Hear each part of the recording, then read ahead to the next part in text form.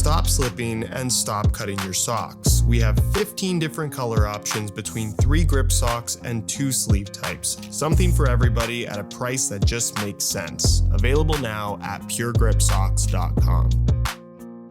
These are, in my opinion, the 3 worst trends in football boots right now. Where, as always, let me know if you agree or share any of your own thoughts and opinions down in the comment section. If you enjoy videos like this, don't forget to drop a like. And if you appreciate the unsugar-coated, unsponsored, brutally honest opinions on this channel, make sure you hit that subscribe button along with the little bell notification so you don't miss out on my reviews of all the latest football boots of 2025. Serious question, can you effectively control the ball without extra grip? Because Nike, Adidas, and Puma don't seem to think so. Where, don't get me wrong, I love the control boot category, and I also love the fact that boots like the Nike Phantom 6 and the Adidas Predator 25 provide extra grip on the ball. However, just because these have extra grip doesn't mean everything has to as well. Where if the Phantom 6 has a super grippy grip knit upper, do we really need a grip knit upper on the Mercurial as well? The synthetic Tiempo Legend 10, super grippy. The Puma Ultra 5 and 6 with its Grip Control Pro upper, also super grippy. And maybe not to the same extreme as the other boots I just mentioned, but the Sprint Web texturing on the current F50 Elite makes it the grippiest F50 on the ball of all time. But that's just a few of the more extreme examples. I would argue that across the board, football boot uppers are stickier than they've ever been, which isn't necessarily a bad thing,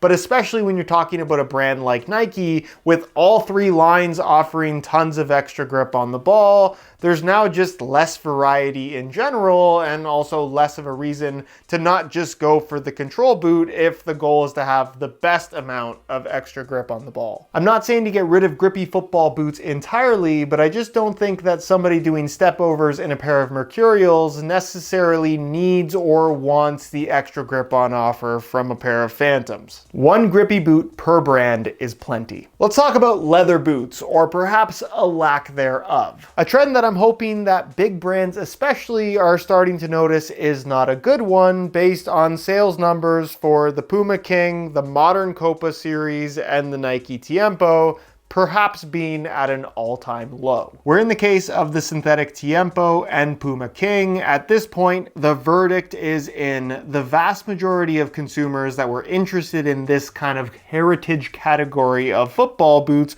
are not interested in these boots if they're not going to be actual leather. Where in the case of boots like the Copa Pure 3 Elite that are still made from actual leather, it's not enough to only put leather in the forefoot and toe box area. Not that these are bad football boots, but for $250, I think consumers just expect more. Where, don't get me wrong, there is absolutely a place in the market for synthetic or partial leather uppers, but in the case of football boots that bear the name King, Tiempo, or Copa, what they're currently doing is simply not enough. Not that there aren't great synthetic leather uppers out there, but why settle for a substitute when you can get a much higher quality variant of the real thing from a brand like Mizuno? Let's bring back the comfort, softness, and quality of premium leather football boots. If you're fortunate enough to be able to afford high-end football boots, you are probably only going to buy 1 pair. And if you can only pick 1 pair,